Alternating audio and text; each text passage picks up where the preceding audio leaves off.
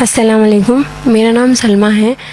یہ گھروں میں جو دسترخوان بچھا کے جو آیتیں پڑھتے ہیں، اللہ کے 99 ناموں میں سے کوئی ایک نام پڑھتے ہیں، اس کے بعد کھانا سالن رکھ کے فاتحہ دلاتے ہیں، تو کیا ایسے جلسے میں جانا جائز ہے؟ بہن نے سوال کیا ہے کہ جس طرح ہمارے معاشرے میں گھروں میں اللہ کے ذکر کے لیے دسترخوان بچھاتے ہیں، بیج وغیرہ کے ساتھ فاتحہ وغیرہ دلاتے ہیں، تو کیا یہ جائز ہے؟ یہی آپ کا سوال ہے۔ بہن دیکھیے، اللہ سبحانہ تعالیٰ نے قرآن مجید میں سورہ احزاب میں فرمایا کہ تم اللہ کا نام گھروں میں ذکر کرو۔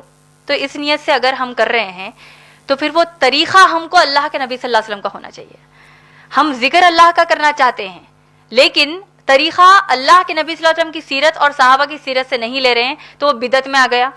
اور بدعت وہ ہے جس کو اللہ کے نبی صلی اللہ علیہ وسلم، دیکھیے ہم شاید اس کو سیریس نہیں لیتے، اس کو ایک بڑی اہم بات نہیں سمجھتے، لیکن بدعت وہ ہے، کہنے کے تو ہم کہہ دیتے کہ چلو بھائی ٹھیک ہے، ہمارے ایک زمانے سے چلتی آ رہی چیزیں غلط کیسے ہو سکتی ہے؟ تھوڑے عقیدے ہمارے اس طریقے سے بن چکے ہیں کہ ہمارے بڑے ہم کو غلط نہیں کہہ سکتے۔ دیکھیے انسان سب سے غلطی ہوتی ہے، سب سے گناہ ہو رہے ہیں ہم سب سے، لیکن عقیدہ ہمارا بڑوں پر یا پھر ہماری ایک عرصے سے چلتا آ رہا ہے کہ غلط ہو ہی نہیں سکتا، یہ ہمارا آج بنا ہوا ہے۔ اور اس میں ایک چیز، اگر ہماری کسی بہن نے بتا دیا کسی کو کہ دیکھیے یہ بدعت ہے اسلام میں، تو کہا جاتا ہے کیوں بدعت ہے؟ ٹھیک ہے، آپ جو کر رہی ہیں اس کا پروف لے کر آؤ۔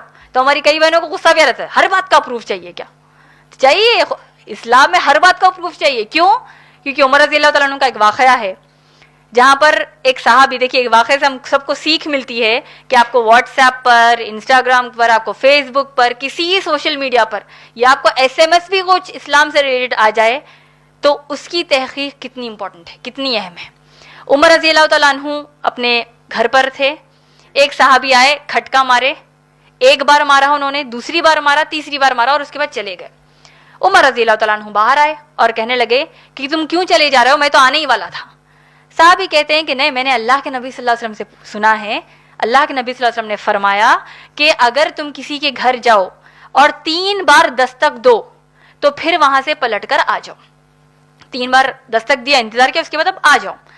عمر رضی اللہ تعالیٰ عنہ نے صحابی کے گلے کو پکڑا اور کہا کہ اللہ کی قسم بتا دو پہ یہ بات صحیح ہے یا نہیں، اللہ کے نبی صلی اللہ علیہ وسلم کے بارے میں بتا رہے ہو، اپنے گواہوں کو پیش کرو۔ دیکھیے عمر رضی اللہ تعالیٰ عنہ کیسے ریاکٹ کر رہے ہیں کہ اللہ کے نبی صلی اللہ علیہ وسلم کے بارے میں کہا، اب تمہارے گواہ پیش کرو تب تمہاری بات کو مانوں گا۔ وہ صحابی بڑے بڑے صحابہ کے پاس گئے، 3-4 صحابہ کو جمع کر لیا اور پھر عمر رضی اللہ تعالیٰ عنہ کے سامنے کہا کہ دیکھیے یہ سب صحابہ نے سنا، میں نے بھی سنا اللہ کے نبی صلی اللہ علیہ وسلم سے کہ ایسا ایسا مسئلہ ہے گھر پر دستک دینے کا اور اس کے بعد چلے جانے کا۔ عمر رضی اللہ تعالیٰ عنہ نے کہا واللہ اللہ کے نبی صلی اللہ علیہ وسلم کا صحابی جھوٹا نہیں ہو سکتا، لیکن میں نے یہ عمل اسی لیے کیا تاکہ آنے والی ہماری جو نسل ہے، آنے والی جو ہماری مسلمان قوم ہے، ان کو بتاؤں کہ جو کچھ اسلام کے نام پر آ رہا ہے اس کو ایسے ہی مت لے لیجیے۔ ہمارے یہاں ایک میسج آتا ہے 14 لوگوں کو فارورڈ کیجیے آپ کی زندگی اچھی ہو جائے گی، 4 لوگوں کو فارورڈ کیجیے، ہم کو شارٹ کٹ چاہیے، اتنا کر لیں گے، ہم کر ہی کیا کر رہے ہیں؟ قرآن کے لیے کرتے ہیں کیا ہے؟ ہم اسلام کے لیے کچھ بھی تو نہیں کریں، چلو ایک میسج تو فارورڈ کر دیں گے، تو اب آپ جہنم کی آگ خرید رہے ہیں اس میسج سے۔ تو جیسے آپ نے کہا کہ اللہ کا ذکر کرنے کے لیے ہم جو بیج پڑھتے کے ذریعے پڑھتے ہیں یا فاتحہ وغیرہ دلاتے ہیں، بہن یہ عمل قرآن سے، اللہ کے نبی صلی اللہ علیہ وسلم کی سیرت سے، صحابہ اکرام کے فہم اور منہج سے ثابت نہیں ہے، یہ بدعت میں شمار ہوگا، تو ہم کو ایسا نہیں کرنا چاہیے۔